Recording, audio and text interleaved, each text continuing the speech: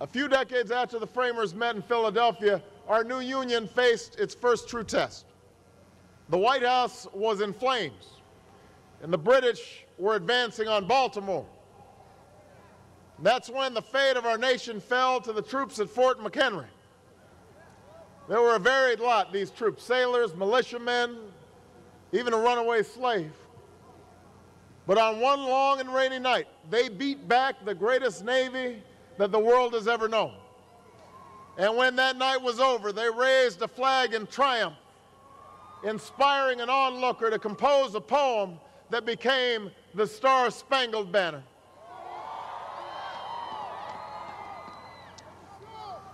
We are here today not simply to pay tribute to those patriots who founded our nation in Philadelphia or defended it in Baltimore, but to take up the cause for which they gave so much. The trials we face are very different now, but they're severe in their own right. Only a handful of times in our history has a generation been confronted with challenges so vast. An economy that's faltering, 2 wars, one that needs to be ended responsibly, one that needs to be waged wisely,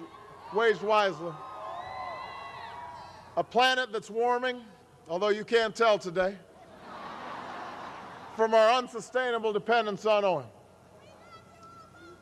I love you back. And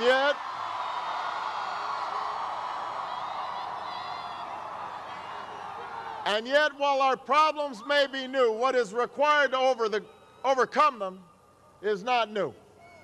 What's required is the same perseverance and idealism that those first patriots displayed.